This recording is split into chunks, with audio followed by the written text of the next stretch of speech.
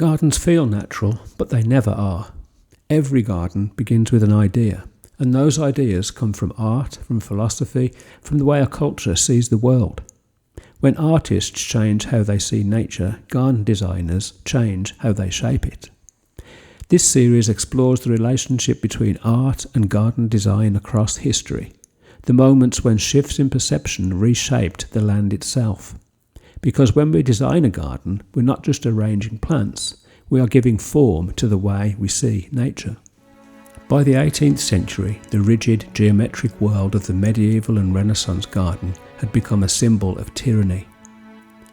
To the Enlightenment mind, the clipped hedges and straight lines of the French formal style, exemplified by the staggering scale of Versailles, represented the suffocating grip of absolute monarchy.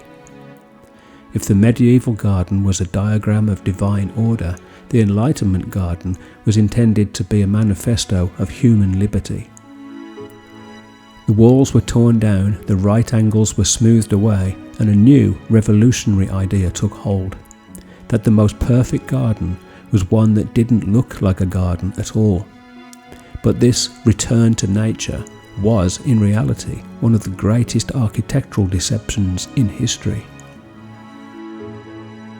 The English landscape garden movement, led by figures like Capability Brown and William Kent, promised a return to the natural state of the earth.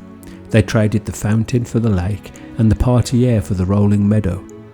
However, this natural look was an expensive, massive engineering project. To achieve this illusion of untouched beauty, entire hills were moved by hand, ancient villages were demolished because they spoiled the view, and rivers were dammed and redirected to create the perfect curve. It was a staggering irony. They were spending fortunes and moving mountains just to make the landscape look like nobody had ever touched it. The most ingenious, and perhaps most dishonest tool of this era was the ha-ha. In the medieval world, walls were proud and visible. They declared where the garden ended and the scary wild began.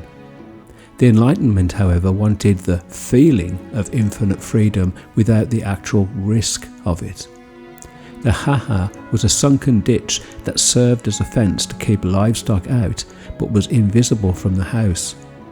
This created a visual lie, making it appear as though the private manicured lawn flowed seamlessly into the distant woods. It offered the elite the illusion of owning the entire horizon, masking the reality of property lines and social exclusion behind a curtain of grass. This wasn't just about gardening. It was about the worship of the picturesque, literally a landscape that looked like a picture.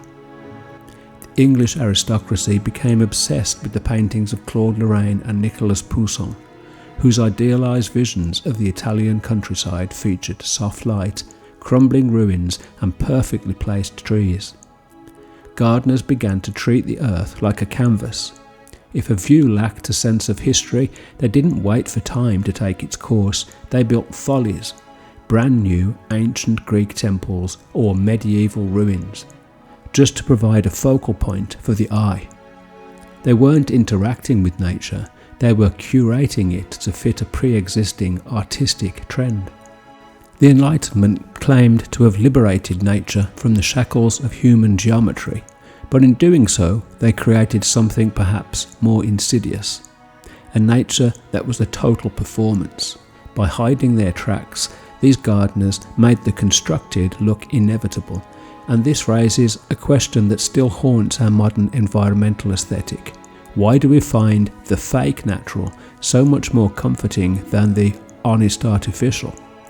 Why does a lawn that looks like a meadow feel more moral to us than a garden that admits it is a work of art? Gardens feel natural, but they never are.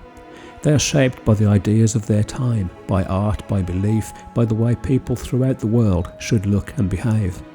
And those ideas are still with us, because when we design a garden, we're not just arranging plants, we are giving form to the way we see nature.